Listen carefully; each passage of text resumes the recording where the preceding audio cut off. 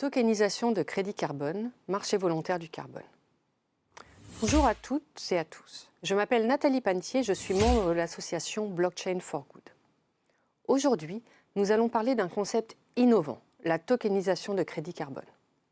La tokenisation de crédit carbone pourrait aider à pallier les écueils du marché volontaire des crédits carbone qui ont été imaginés à la fin des années 1990 comme un instrument financier pour réduire les émissions de CO2 et lutter contre le changement climatique. Alors, comment ça fonctionne? À quoi ça sert concrètement? C'est ce que nous allons voir ensemble en quelques minutes. Un crédit carbone, c'est un certificat qui représente une tonne de CO2 qui a été réduite, évitée ou capturée. Pour le vendeur, il sert à financer un projet environnemental et pour l'acheteur, il sert à compenser ses émissions de CO2. Tokeniser un crédit carbone consiste à enregistrer ce certificat sur une blockchain publique afin de bénéficier de tous les avantages qui en découlent: accessibilité, liquidité, traçabilité et authenticité. Prenons un exemple simple. Imaginez qu'une entreprise finance un projet de régénération de mangroves en Amazonie. Ce projet, une fois mené à bien sur le terrain, va capturer du CO2 et générer des crédits carbone qui seront ensuite tokenisés, c'est-à-dire représentés sous une forme numérique et enregistrés dans une blockchain. Parce que chaque token est enregistré sur une blockchain publique, il est unique et ne pourra pas être modifié a posteriori. De plus, chaque fois qu'un crédit carbone est acheté ou vendu, cette transaction est visible sur le réseau, assurant ainsi une certaine transparence.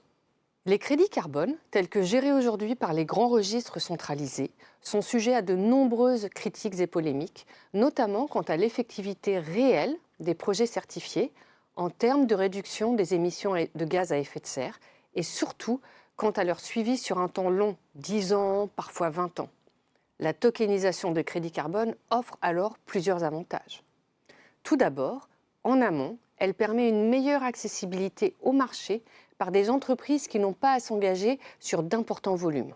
Ensuite, chaque token est enregistré de manière immuable sur une blockchain publique, ce qui rend les données accessibles et vérifiables par tous, et donc réduit les risques de fraude, de double comptage et de manipulation des données.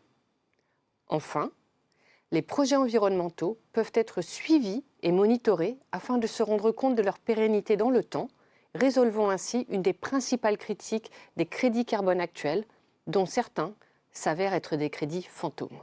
En conclusion, si la théorie du crédit carbone est bonne, sa mise en œuvre est sujette à caution.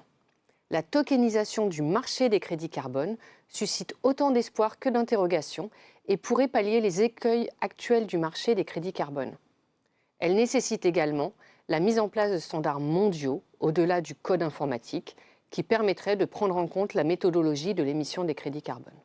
Merci de nous avoir écoutés et à bientôt pour de nouvelles définitions.